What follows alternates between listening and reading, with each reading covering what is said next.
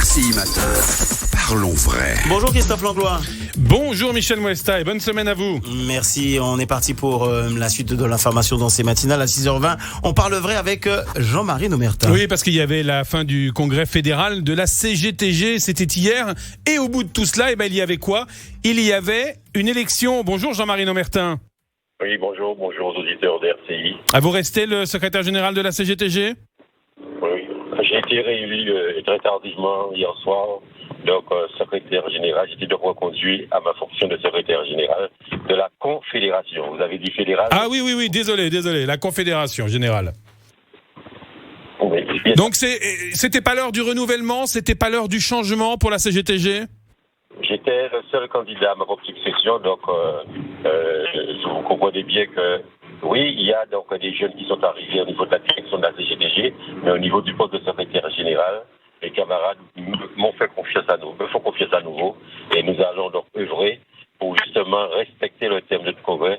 Refusons donc cette misère terrible, d'être réduit à la misère, et répondons massivement par la lutte du travailleur. Cela veut dire qu'il nous importe de nous mettre en ordre de marche pour sillonner l'ensemble des structures de la CGTG, l'ensemble des entreprises, établissements. Ouais, on va y revenir, Jean-Marie Nomertin, justement sur cette thématique du refus de la misère. Mais je voulais quand même qu'on revienne sur l'avenir de la Confédération, puisque c'est important. Est-ce que il y aura un renouvellement des cadres ? Est-ce que c'est assuré ? Est-ce que le syndicalisme attire toujours aujourd'hui ?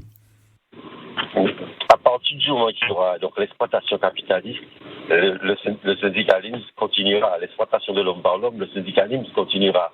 C'est vrai que nous traversons une crise de la syndicalisation, de démoralisation, la précarité aidant, les licenciements passant par là. Tout ça fait que nous sommes dans une situation effectivement où c'est pas évident de militer. Mais il n'en demeure pas moins que l'action syndicale, l'action pour répondre aux coûts, et les coûts sont nombreux, les attaques sont nombreuses contre les travailleurs.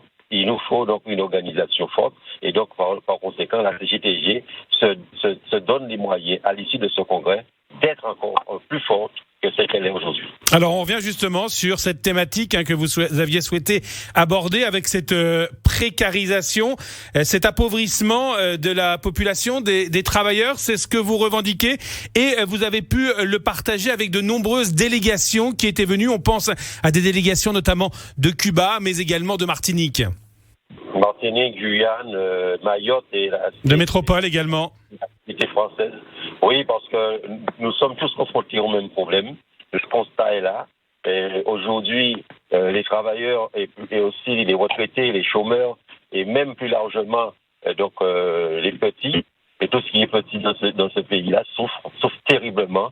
Nous sommes qu'au début malheureusement de cette situation qui va s'aggraver et nous disons bien qu'il faut être d'attaque. Alors vous l'avez vu, ça concerne l'ensemble des pays cités sauf Cuba. Sur la retraite, on attend le début de la Coupe du Monde pour nous justement prendre une loi scélérate. Donc du pain et des jeux, pendant ce temps-là, on peut faire ce qu'on veut, c'est ça ? Effectivement, on est en train de festoyer d'un côté, de canaliser et de focaliser notre force sur un événement sportif, mais pendant ce temps-là, eh bien, on met en route contre la classe ouvrière, on met en route contre les pauvres. Maintenant, cette réforme des retraites, elle était annoncée, c'est tout sauf une surprise, elle était annoncée dans le programme d'Emmanuel Macron. Et les Français ont voté pour lui. Oui, il n'en demeure pas moins qu'aujourd'hui, on va payer ça très cher. On va payer ça très cher et alors que le coût de la vie augmente, alors que l'inflation est sans précédent et ça n'en finit pas. Les salaires sont très très bas et c'est la raison pour laquelle nous avons dit qu'il faut donc augmenter les salaires. Nous avons pris la résolution qu'il nous faut un SMIC de 2 000 € net. On va 2 000 € net, c'est ça. 2 000 € net, oui, et que les pensions et les minima sociaux puissent être revalorisés. Donc voilà les actions que nous allons mener dans les semaines et les mois qui viennent.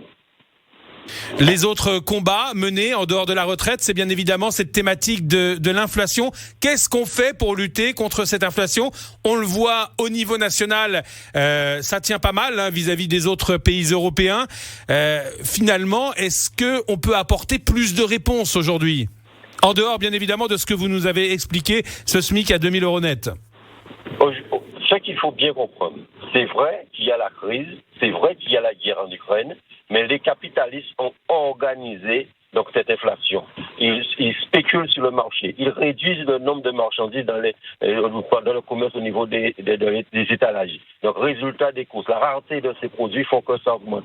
Ils réduisent les tournées au niveau du fret, ils réduisent les tournées au niveau des paquebots, ils réduisent le nombre de conteneurs. Donc, ils sont en train de raréfier volontairement, d'organiser une pénurie de manière à ce que les produits puissent nous coûter très cher et surtout qu'on puisse pas, et c'est ce qu'ils ne se rendent pas compte, eux-mêmes sont en train de nous asphyxier, certes, mais ils sont en train aussi de nous pressuriser, mais eux aussi, ça pose problème à eux dans la mesure où très peu de personnes peuvent aujourd'hui faire face donc à leurs dépenses essentielles et résultat des courses. Eh bien, nous vivons cette crise que nous connaissons sans précédent. Donc, il nous faut donc que les travailleurs puissent s'imposer, discuter et surtout mettre les voies et moyens pour imposer la fin de cette spéculation organisée et structurée pour une unique but, c'est la recherche du profit à tout prix, à tout va et en très peu de temps. Et puis il y a la crise bien évidemment sociale, sociétale, notamment sur cette question du personnel non vacciné suspendu. Le gouvernement attend des réponses qui devraient arriver assez rapidement pour savoir ce qu'il peut faire. Vous êtes très très clair, on le sait, vous êtes dans le combat. Aujourd'hui, ça a assez duré ?